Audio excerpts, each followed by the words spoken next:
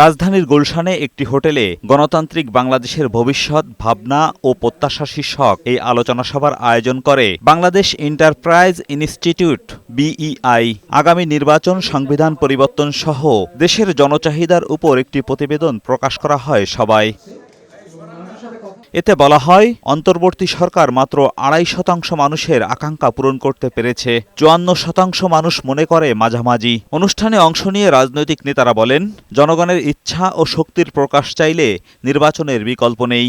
জনগণের ইচ্ছা এবং অভিপ্রায় যদি সত্যিকার আমরা প্রকাশ চাই, যেটার মধ্যে যে জনসার্বভৌমত্ব প্রতিষ্ঠা হবে, সেটা যে প্রায়োগিক নির্বাচনী পদ্ধতি আছে, সেইখানে আমাদের কনসেনসাস আছে। জনগণের আকাঙ্ক্ষা খুব বেশি একটা প্রতিফলিত করতে পারছেন না, তারা আস্থা পাচ্ছেন না এবং তারা সংস্কারগুলো খুব তীব্রভাবেই চাচ্ছেন। অন্তর্বর্তী সরকারের সমালোচনা করে তারা বলেন, বর্তমান অবস্থায় সংবিধান পরিবর্তন সম্ভব নয়, করলে হবে বিপজ্জনক।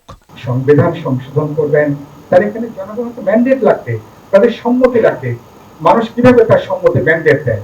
এটা পপুলার ইলেকশনের ভিতর দিয়ে। আমাদের মধ্যে মতভেদ থাকলেও, আদর্শিক মতভেদ থাকলেও, রাজনৈতিক কৌশলগত মতভেদ থাকলেও, নির্বাচনিক ইস্যুভিত্তিক মতভেদ থাকলেও, কিন্তু আমরা যেন ফেসিবাদ বিরোধী জাতীয় কোটাকে ধরে রাখি, এখানে যেন আমরা মতানৈক্য না আনি। সভায় অংশ নিয়ে বদিউল আলম মজুমদার বলেন, রাজনীতিবিদদের সদিচ্ছা থাকলেই সবকিছু পরিবর্তন হবে। সদিচ্ছা দরকার আমাদের রাজনীতিবিদদের।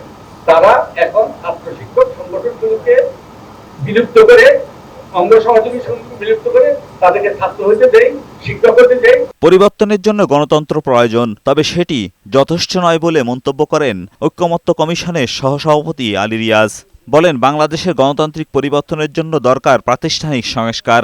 এই ইন্টারিম গভর্নমেন্ট একটা নির্বাচনের আয়োজন করলো, তারপরে আপনারা কেউ না কেউ জিতলেন, কেউ না কেউ হারলেন, কেউ অভিযোগ করলেন, কেউ করলেন না, সেটাই কন্ডিশন, ডেমোক্রেটিক কন্ডিশন। এত সফল বাংলাদেশের ডেমোক্রেটিক ট্রানজিশনের জন্য যেটা দরকার, প্রতিষ্ঠান তৈরি করতে হবে। অতীতে অনেক নির্বাচন হয়েছে, কিন্তু গণতন্ত্র প্রতিষ্ঠা হয়নি কেন, তা নিয়ে প্রশ্ন তোলেন তিনি।